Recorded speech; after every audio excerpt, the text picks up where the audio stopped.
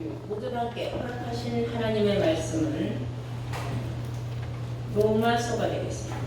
로마서 9장이 되겠습니다.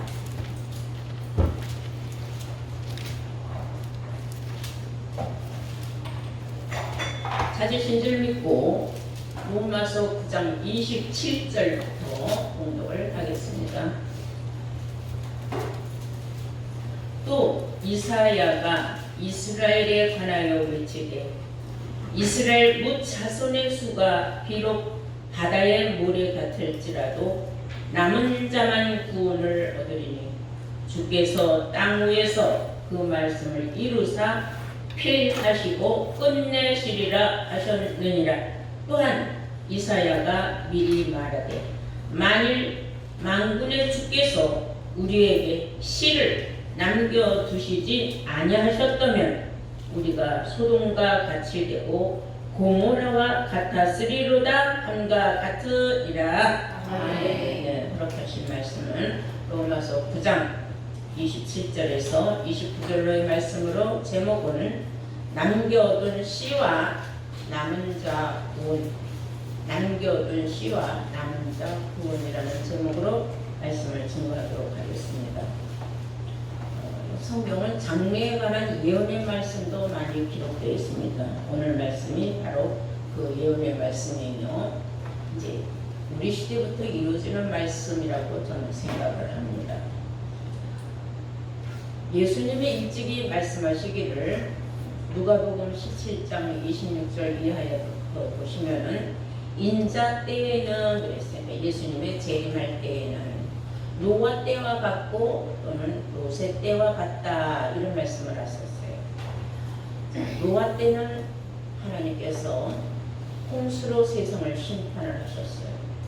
그리고 롯의 때에는 소돔과 고모라 땅이 너무 난잡하고 범죄하기에 합당한 그런 우상단지들로 말미암아 하나님께서 큰 화를 내시면서 소돔과 고모라 땅에 불과 유황을 하늘로부터 비오듯이 쏟아지게 하여서 멸망시키셨다 했어요. 근데 오늘 말씀에도 보면은 29절에 만일 그랬어요. 만에 하나 만일은 만군의 주께서 우리에게 씨를 남겨두지 아니하셨다면은 우리가 소돔과 같이 되고 고모라와 같았으리로다. 소돔과 고모라에 어마어마한 하나님의 불과 유황의 심판이 일어났을 때에 그 일이 다시 우리 시대에도 일어난다라는 말씀입니다. 예수 믿는 사람들이 세상 천지에 말할 수 없이 많아요. 성경은 바다의 모래같이 셀 수 없이 많다 그랬어요. 그 많은 사람들이 다 구원을 받느냐? 예수 믿는다고 다 구원받는 건 아니다. 그 중에 남은 자만 구원을 받는다 그랬어요. 근데 그 남은 자만 구원받는 건 틀림없이 이루어진다 해서 이루고 끝내고 피난다고 3-4번의 약속의 말씀을 성경에 기록을 해 놓았습니다. 그러므로 우리는 내가 남겨진 씨가 될 것인가, 내가 구원자로 남은 자가 될 것인가 알아야 돼요. 그래서 우리는 씨의 비밀도 알아야 하며 또한 내가 어떻게 해야 남은 자가 될 것인가 오늘 말씀을 통하여 여러분들 모두가 다 남겨둔 씨로 남은 자로 구원받는 복된 자들 되시기를 축원합니다. 네. 성경에 보면 이사야 선지자가 말하기를 많이 나와요. 2번이나 이사야가 이스라엘에 관하여 외치되 또 이사야가 미리 말하기를 만군의 주께서 우리에게 씨를 남겨두지 않았다면 이런 말도 했다 그랬어요. 근데 이사야서 10장 22절에서 23절로 말씀을 보시면은 내 백성의 수가 바다의 모래가 될지라도 그 중에 남은 자만 구원받는다는 말씀을 분명히 이사 선지자가 기록을 해 놓으셨습니다. 그러므로 우리는 오늘 말씀을 통하여 내가 어떻게 해야 남은 자가 되며 어떻게 하면 남겨둔 씨가 되는가, 남은 자는 어떤 자들이며 남겨둔 씨는 어떤 자들이 되는가를 오늘 말씀을 통하여 여쭤보길 바랍니다. 자, 씨라는 것은 모든 생물은 다 씨가 있어요. 자, 뭐 수많은 생물들 중에 우리가 첫 번째로 우리 인간은 만물의 영장이며 우리도 다 씨가 있어요. 여러분들 다 각자도 씨가 있어요. 네. 씨 하니까 여러분들 무슨 씨인가 할지 여러분들 다 가지고 있는 성씨가 있어요. 이 씨는 이 씨를 낳고 박 씨는 박 씨를 낳고 최 씨는 최 씨를 낳는 겁니다. 그래서 씨가 없으면은 그 대는 끊어지는 거예요. 씨는 아주 중요한 겁니다. 성경이 말하는 씨는 과연 육신적인 씨냐 영적인 씨냐 볼 때에 영적인 씨를 말하는 거예요. 예수님이 하나님의 아들로 오셨어요. 그럼 하나님의 씨로 오셨다는 겁니다. 그럼 예수님은 육신적으로는 다윗집의 사손으로 태어났어요. 또 그의 아버지는 요셉입니다. 그러나 영적으로는 하나님의 아들, 하나님의 씨를 가지고 왔다. 그래서 우리는 씨의 비밀을 알아야 된다. 여러분들 꼭 이 말씀을 마음속에 깊이 새김질하시기를 바랍니다. 아멘. 자, 마태복음 13장 24절에 보면은 천국은 좋은 씨를 제 밭에 뿌린 사람과 같다. 천국으로 말하자면 자기 밭에다가 좋은 씨를 뿌린 사람과 같다. 이렇게 말했어요. 그런데 마태복음 13장 31절을 보시면은 사람이 자기 밭에 갖다 심은 그 씨는 겨자씨 한 알과 같다 그랬어요. 겨자씨 한 알. 겨자씨 한 알이 잘 자라나면은요 어마어마하게 크다. 겨자씨는 눈알에 보일 듯 말 듯한 깨 한 알에 반 알 정도. 그렇게 눈에 보일 듯 말 듯한 그런 작은 씨인데 그 씨가 땅에 묻혀서 싹이 나고 잎이 돋고 자라나서 큰 나무가 됐을 적에는 수많은 나무들이 와서 수많은 나무 속에서도 그에게 수많은 새들이 와서 안식처를 설 수 있을 정도로 그렇게 엄청난 능력을 발휘하는 나무가 된 거예요. 그 조그만 씨앗이. 그런데 예수님이라는 하나님의 씨를 가지고 온 그분을 통하여서 온 세계가 예수를 믿는 하나님의 씨들로 하나지게 돼서 그 중에서도 하나님의 택하신 씨가 있고 하나님의 택한 남은 자로 구원받는 사람이 있다고 성경은 기록하고 있고 우리는 기록된 성경을 믿는 줄로 믿습니다. 하루는 아브라함이 하나님의 명령을 들었어요. 아들 하나밖에 없었어요. 이삭이라고. 그런데 네 아들, 네 독자도 나에게 번제물로 바쳐라 그랬어요. 아니, 자식을 주지나 말지. 나의 백세에 얻은 아들인데 그 아들을 지게에다 싣고 하나님이 원하시는 땅으로 가서 그 산에 가서 아들을 나무에다 묶고 제물로 드리게 됐어요. 그 아버지 마음이 얼마나 찢어지겠습니까? 해야 돼요. 하나님 말씀에 명령에 순종을 해야 되니까 그 아들조차도 하나님 앞에 번제물로 드리기로 작정을 하고 아들을 데리고 가서 나무에다 엮었어요. 하나님이 아브라함의 믿음을 보신 거예요. 아, 그러면 가식이 없는 진실한 믿음이구나. 저게 어떻게 얻은 아들인데 그 아들도 나한테 내가 내놓으라 하니까 내놓고 번제물을 바치라 하니까 번제물을 바치는구나. 하나님 감동하셨어요. 그래서 하나님이 알았다 하면서 그 옆에다가 수양에 하나 걸리게 해서 수양으로 대신 하나님께서 제물로 받으시고 하나님을 사랑하는 그 아브라함의 귀한 아들을 풀어주셨어요. 위기에서도 하나님은 하나님의 자녀를 끝까지 위험 속에 빠뜨리진 않는다는 겁니다. 이것을 우리가 믿는 믿음이 바로 믿음인 것입니다. 그리고 하나님이 뭐라고 말씀하시느냐. 아브라함을 데리고 나가서 너 저 하늘의 무뼈를 봐라. 네 후손이 저 하늘의 무별과 같고 네 후손들이 바다의 모래같이 많을 것이다. 네 후손이 대적의 문을 열 것이다 하고 말씀하신 바가 있어요. 창세기 22장입니다. 창세기 22장 16절부터 보시겠어요.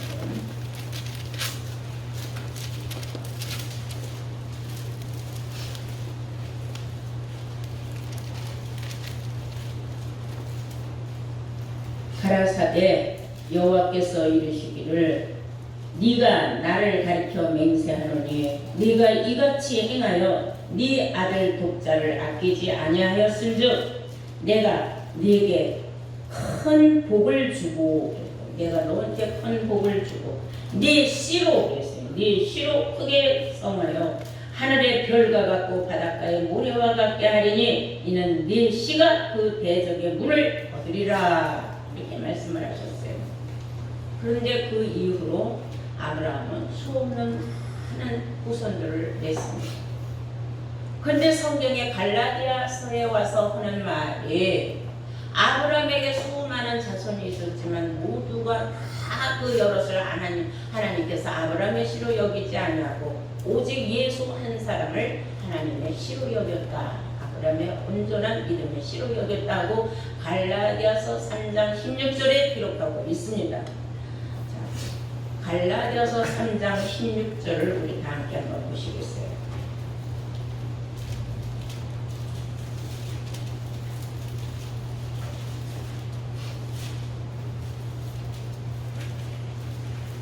찾으신 줄 믿고 제가 번역을 하겠습니다. 갈라디아서 3장 16절. 이 약속들은 그랬어요. 하나님께서 아브라함에게 하신 그 약속들은 아브라함과 그 자손에게 말씀하신 것인데 여럿을 가리켜 그 자손들이라 하지 아니하시고 오직 하나를 가리켜 네 자손이라 하셨으니 네 자손은 씨를 말하는 거예요. 네 자손이라 하셨으니 곧 그리스도라 그랬어요. 예수 한 사람만이 하나님의 씨요 믿음의 조상인 아브라함의 씨다 인정을 해줬다. 그런데 그 예수님이 육신적으로는 총각으로 세상을 떠났어요. 후손이 없어요. 그러면 예수님의 씨는 끝난 겁니다. 그럼 무슨 씨가 남았어요? 영적인 씨가 남은 거예요. 예수님은 하나님의 영적인 씨예요. 그래서 그 씨로 예수님이 오셔서 그 씨를 많이 뿌렸어요. 인자는 씨를 뿌리러 왔다 그랬어요. 예, 그래서 성경에 예수님이 씨를 뿌렸다 이 말씀했어요. 그리고 그 씨는 마가복음 4장 14절에 뿌리는 이는 말씀을 뿌렸다 그랬어요. 예수님이 뿌리는 씨는 뭘 뿌렸다고요? 예, 말씀을 뿌렸다 그랬어요. 그러므로 그 말씀을 뿌린 그 씨를 통하여서 남겨준 자가 나오는데 예수님은 십자가에 못 박혀 돌아가신 그 이유는 예수님의 후손인 씨를 남기기 위해서예요. 그것이 누구냐? 예수님의 영혼이 속건제물로 이르기에 되면은 그가 그 씨를 볼 것이요 그랬어요. 자, 우리 다 함께 이사야서 53장 다 함께 찾아보시도록 하겠습니다. 이사야서 53장 10절을 보시겠어요? 여호와께서 그랬어요. 그는 예수님이에요.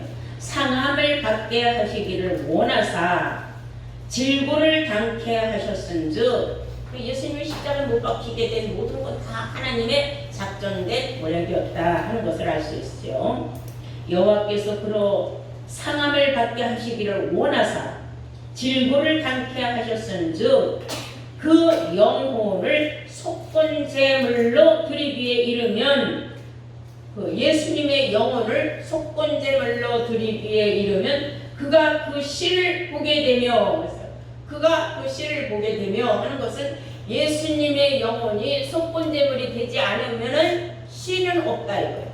그래서 예수님은 어쩔 수 없이 십자가에 못 박혀 돌아가실 수밖에 없었어요. 그 십자가에 못 박혀 돌아가신 것은 바로 하나님 앞에 자기의 영혼을 속건제물로 드렸다 이거예요.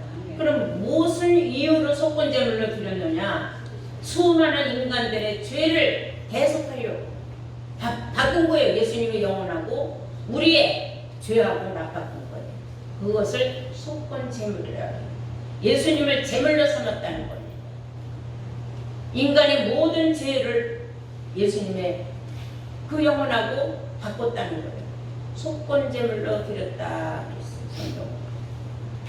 그렇게 되면은 그때는 그가 씨를 보게 될 것이고 그때 가서 씨를 보게 된다 해서 우리는 그 씨에 대한 비밀을 알아야 돼요. 마태복음 13장 37절에서 38절 보시면 좋은 씨를 뿌린 이는 분명히 인자요 예수라고 했어요.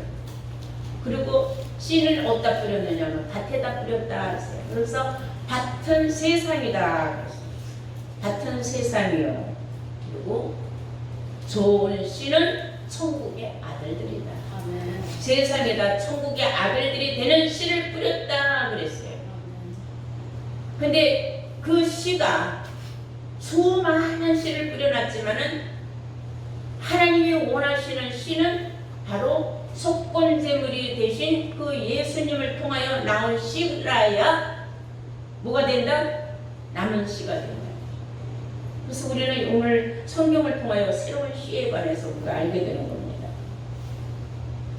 누가복음 8장 11절에도 이 비유는 이러하니 씨는 하나님의 말씀이요 그랬어요. 씨는 하나님의 말씀이라고 했어요. 놀라운 사실 아닙니까? 그런데 예수님의 그 영혼을 속건제물로 드리기에 이르면은 그때에 그가 씨를 보게 될 것이요 남겨둔 씨를 보게 될 것이다. 근데 그 씨가 나와서 하는 일이 뭐냐? 여호와의 뜻을 성취하는 일이다 그랬어요. 함께 이사야서 53장 10절 다시 보겠습니다. 여호와께서 그러 상함을 받게 하시기를 원하사 질고를 당케 하셨은즉 그 영혼을 속건제물로 드리기에 이르면은 그가 그 씨를 보게 되며 그 날은 길 것이요 그 날은 길 것이요 무슨 남겨둔 그 씨의 날은 길 것이다. 또 그의 손으로 여호와의 뜻을 성취하리로다 그랬어요. 속건제물로 이르기에 되면은 그가 씨를 보게 되고 그 씨에는 날은 길 것인데 그는 여호와의 뜻을 성취하는 일을 할 것이다. 그러면서 11절을 보시면은 가라사대 그가 예수님이에요. 그가 자기 영혼에 수고한 것을 보고 자기 영혼에 수고한 것을 봤대요. 자기가 십자가에 못 박혀 돌아갈 수밖에 없었지만 희생양이 되었지만은 거기에 따른 보상은 어마어마하다는 걸 알았단 말이에요. 그래서 그가 자기 영혼에 수고한 것을 보고 만족히 여길 것이라 그랬어요. 만족히 여길 것이다. 후회가 없다는 거예요. 온 세상에 자기와 같은 씨를 남겨뒀다는 걸 희다는 거예요. 사람도 부모가 자식을 낳고 죽으면은요, 내 씨가 있으니까 든든한 거예요. 내가 남겨둔 씨가 있으니까 내 자손이 내가 못다 이룬 모든 일들을 내 자식이 해줄 것이다 하는 그런 믿음을 갖게 돼 있어요. 똑같은 거예요. 영적으로도 하나님의 뜻을 성취하려고 세상에 오셨지만은 그러나 성경은 기록된 대로 이루어져야 되기 때문에 예수님은 어쩔 수 없이 질고를 당하시고 상함을 당하셔서 십자가에 못 박혀 수많은 모욕도 당하고 옷도 다 피 묻은 옷까지 다 찢어 발김을 다 당했지만은 그러나 그의 영혼은 만족하게 여긴다. 왜? 내가 이렇게 달리지 않으면은 씨가 나올 수가 없다. 그 씨를 우리는 무엇이라고 하느냐 하면 보혜사라고 해요. 우리가 요한복음 16장을 보시겠습니다.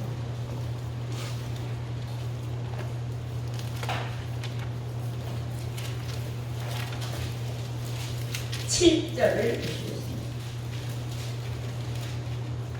그러하나 내가 너희에게 실상을 말하노니 내가 이제부터는 너희들에게 비유로 말하는 게 아니라 좀 본격적으로 진짜를 말한다. 실상을 말한다.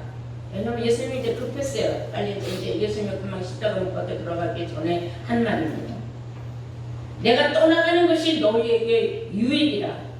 내가 떠나가는 것이 너희에게 유익이라. 이때 예수님을 따라다녔던 제자들은 도무지 이해가 안 갔던 그런 말씀을 하신 거예요. 우리니까 지금 성경을 통하여 이해가 되는 거지. 그 당시에 제자들은 얼마나 황당하겠습니까? 갑자기 어딜 떠난다는가 뭘 간다는 거 아니야. 이해가 안 되는. 내가 떠나가는 것이 너희에게 유익이라고 했어. 내가 떠나가지 아니하면은 보혜사가 너희에게로 오시지 아니할 것이요 그랬어요. 내가 떠나가야 보혜사가 온다. 그 보혜사는 또 다른 보혜사. 예수님도 보혜사로 이 세상에 오셨어요. 보혜사라는 건 보호해주는, 은혜로 보호해주는 선생이다. 근데 또 다른 보혜사가 있다는 걸 세상은 모르고 있어요. 이것을 아는 건 여러분들 뿐입니다. 예. 또 다른 보혜사가 와야 돼. 예수님이 하나님의 씨로 왔지만 예수님은 속건제물이 돼야 돼요. 그래야 또 다른 씨를 또 보게 돼요. 그 씨가 와서 여호와의 뜻을 성취하면서 온 세상이 멸망받을 때에 그 씨들이 그리스도의 나라로 들어가서 왕같은 제사장 된 씨들입니다. 놀라운 사실 아닙니까? 이런 씨가 되고자 우리가 지금 이 자리에 앉아 있는 겁니다. 얼마나 복받은 여러분들입니까? 그런데 이제 세상은 그러면 이런 말을 몰랐다가 좀 알았다. 그럼 너도 나도 다 내가 되는 줄 알아요. 그렇잖아요. 보혜사는 조건이 있어요. 어떻게 나오느냐? 구절을 보니까 그가 오면은 그랬어요. 보혜사라면 와서 하는 일이 있다.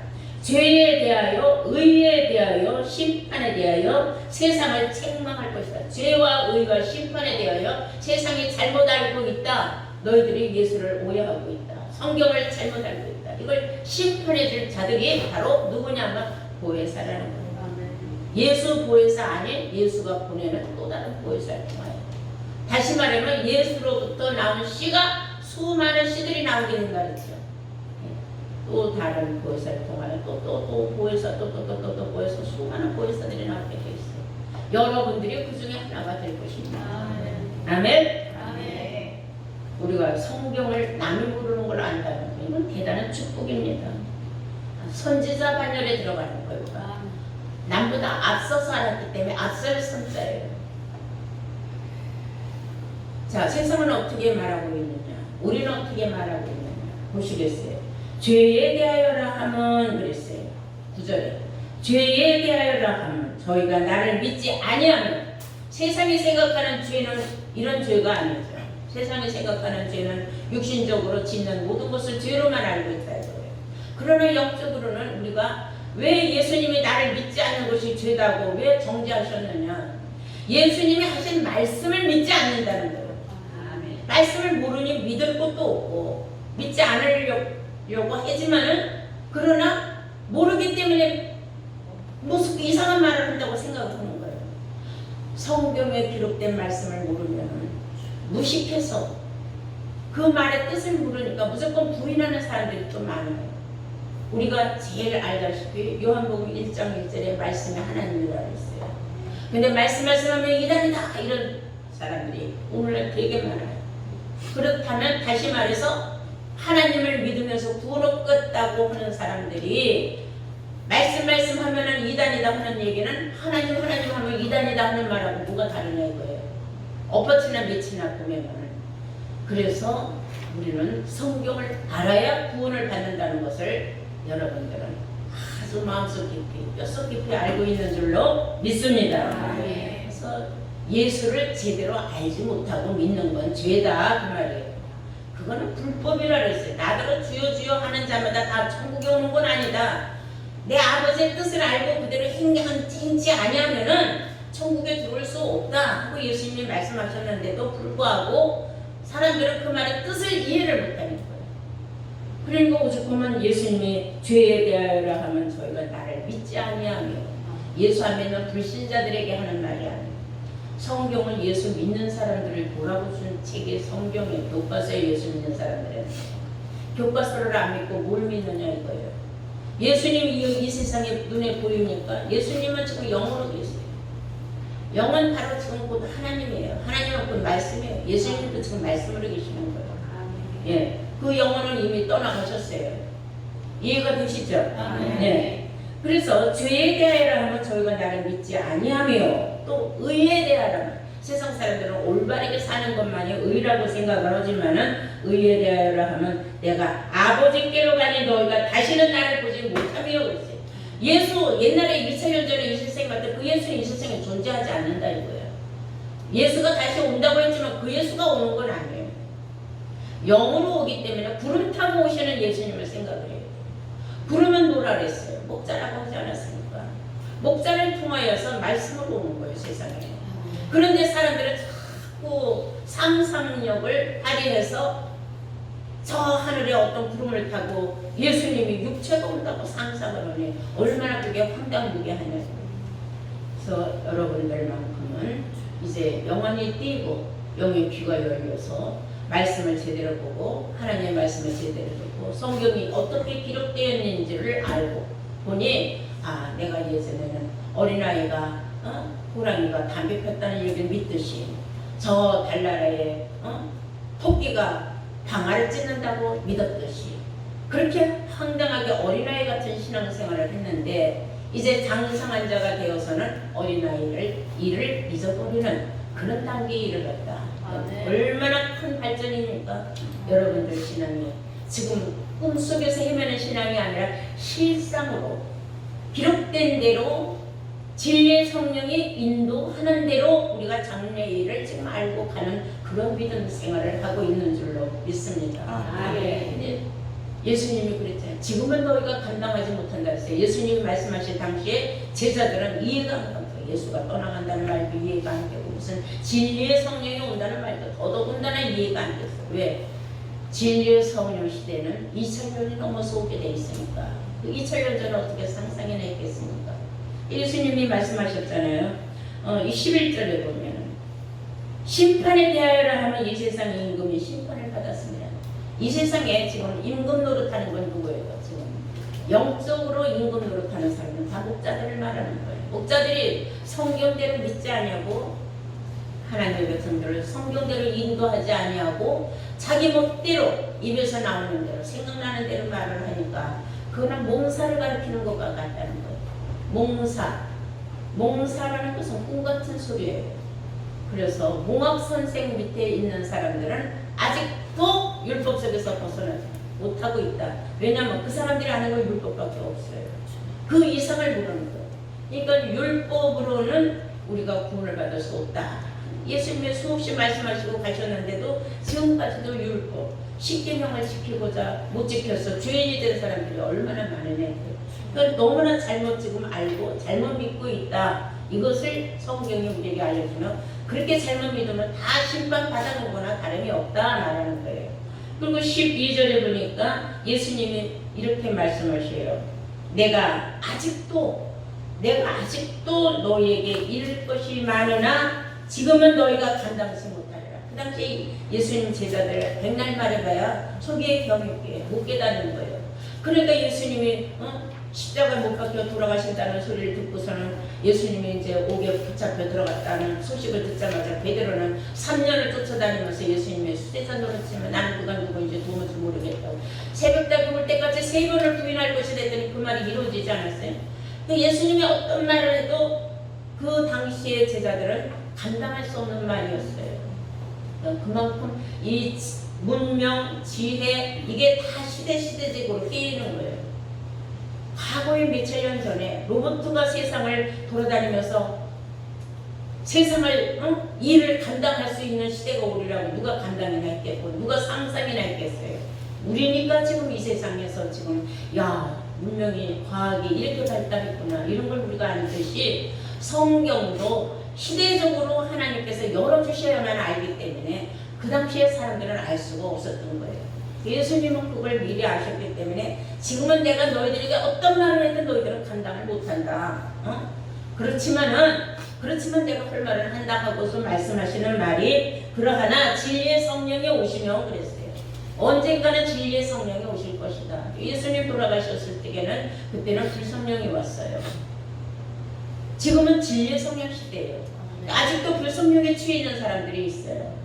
그러니까 예수님은 진리의 성령이 와야 너희들이 성경이 어떻게 기록됐는지 깨닫는다. 그리고 너희들이 남겨둔 시가 어떻게 이루어지는지도 그때 진리의 성령을 받아야 깨닫는다. 이런 말씀을 하신 거나 다름없는 줄로 믿습니다. 그래서 13절에 그러나 진리의 성령이 오시면 그가 너희를 모든 진리 가운데로 인도하시기니 그가 자의로 말하지 않고 오직 듣는 것을 말하시며 장래의 일을 너희에게 알리시리라. 장래의 일을 알려주는, 미래의 일을 알려주는 건 우리가 또 다른 보혜사 예수님의 영혼이 손정물이 되어서 그로부터 씨가 나오면은 그 씨가 여호와의 뜻을 성취하기 위해서 진리의 성령을 가지고 와서 우리에게 장래의 일을 알려준다.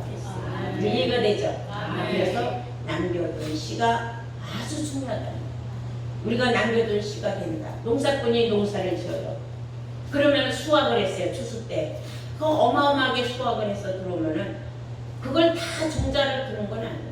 내년에 쓸 종자씩 따로 한 마리 한 대박이면 한 대박 따로 딱 나눠서 따로 놔두는 거예요. 그거는 살아있는 씨예요. 나중에 또 뿌리면 그게 또 생명이 또 나타나니까. 근데 그거 종자씨 이외에는 다 뭐해요? 지지고 볶고 다 팔아먹든지 볶아먹든지 삶아먹든지 다 먹어버리는 거예요. 아무 의미 없는 씨가 되는 거예요. 그래서 우리가 남겨둔 씨는 즉 종자 씨와 같다. 그 비유로 말할 수가 있는 겁니다. 이 남겨둔 씨가 얼마나 중요한지 모릅니다. 새하늘 새 땅의 주인공들이 될 씨예요. 천국의 아들들이 되는 씨예요. 남겨둔 씨는. 이해가 되십니까? 네. 자, 그래서 우리는 남은 자가 된다는 건 굉장히 비율적으로 너무 세다. 엄청나게 세다. 포도원에 원두막 하나를 져놨어요. 그러면은 그 원두막 하나가 하나죠. 뭘 지켜요? 누가 와서 포도원에 뭘 훔쳐가는가 따가는가 그거 지키는 거예요. 제가 어렸을 적에는 시골에 가니까 참외밭이 커요. 근데 참외밭에 뭘 세우면 그것도 원두막이라고 해요. 상징막이라고. 거기에 올라갈 수 있으면 그렇게 시원하고 사방이 다 보여요. 어려서 그걸 왜 져놨는지 몰랐어요. 내가 장성하고 나서 보니까 누가 와서 도둑질해 갈까봐 높은 데서 다 지키는 거예요. 그러니까 비율적으로 볼 때 그 당시에 참외들은 얼마나 수천 개, 수만 개가 달렸겠지요. 수백 개가 달렸든지. 그런데 원두막은 하나예요. 포도원에도 포도나무 하나에 포도는 얼마나 포도송이가 많이 달렸겠습니까? 포도송이는 다 예수 믿는 사람을 비유한다고 하지 않았습니까? 그런데 포도원을 지키는 그 상징막은 하나란 말이에요. 그와 같이 비율적으로 볼 적에 그렇게 남겨둘 수는 드물다. 근데 우리가 지금 이 자리에 여러분들 수만에도 엄청난 수 안에 들어있는데 전 세계 인구로 비유해 볼 적에는 여러분들이 그와 같은 겁니다. 함께 이사야서 1장을 보시겠어요? 이사야서 1장 8절을 말씀을 보시겠습니다. 딸 시온은 포도원의 망대같이 포도원에 세워둔 망대같이 원두밭의 상징막같이 에워싸인 성읍같이 겨우 남았도다. 남은 자는 이렇게 포도원에 세운 망대 하나 남듯이 원두막에 상징막 하나 세워놓고 남긴 듯이 그렇게 숫자가 적다 이거예요. 비율적으로 보면 이게 다 비유적으로 하신 말씀이에요. 만일 그러므로 9절에 보면 만군의 여호와께서 우리를 위하여 조금 남겨두지 아니하셨다면 우리가 소돔과 고모라 같았으리로다. 소돔과 고모라 땅이 불타 없어질지라도 그 중에 남은 자를 하나님께서 이렇게 아주 겨우겨우 조금 남겨두듯이 포도원의 망대같이 또는 원두밭의 상징막같이 이렇게 숫자는 적지만은 남겨둔 씨는 있다 이 말이에요. 그래서 우리가 만약에 남겨둔 씨가 없다면은 남겨둔 자가 없다면은 이 세상에 인구라는 것은 전멸이에요. 그런데 하나님께서 남겨둔 자를 하나님께서 만들어 놓으셨기 때문에 그게 누구라는 이름도 없지만은 그 안에 들어가 있는 사람들은 다 복받은 사람들이에요. 얼마나 복받은 사람들입니까? 자, 우리가 살면서 이렇게 내가 복받는 일도 있구나 생각을 하면 말할 수 없이 행복한 거 아닙니까? 다시 우리 본문을 보시겠어요? 27절 로마서 9장 27절 또 이사야가 이스라엘에 관하여 외치되 이스라엘 뭇자손의 수가 비록 바다의 모래 같을지라도 즉 예수 믿는 사람들의 숫자가 바다 모래같이 셀 수 없이 많을지라도 남은 자만 구원을 얻으리니 주께서 땅 위에서 그 말씀을 이루사 피라고 끝내시리라 하셨느니라. 또한 이사야가 미리 말한 바 만일 만군의 주께서 우리에게 씨를 남겨두시지 아니하셨다면은 우리가 소돔과 같이 되고 고모라와 같았으리로다 함과 같으리라. 아멘. 우리가 정말 생각해보면 소돔과 고모라 같은 땅 속에 우리가 남겨둔 씨가 된다. 이건 이루 말할 수 없는 행복함입니다. 이런 행복한 여러분들이라면은 지금 삶에 우리가 역경이 좀 힘들고 어렵고 괴로운 일이 있지만 이길 수 있어요. 예수가 하나님의 아들이라는 걸 분명히 아는 자 아니면 세상을 이기는 자가 누구냐 그랬지 않습니까? 여러분 다 세상에서 오는 모든 풍파 다 이겨낼 수 있습니다. 왜? 우리는 남겨둔 씨 안에 들어가 있기 때문에 새 하늘 새 땅에 들어갈 천국의 아들들이기 때문에 여러분들은 모두 다 이겨내고 그날에 남겨둔 씨로서 하나님께 축복받은 귀한 자들로 나타나시기를 예수 이름으로 축원합니다.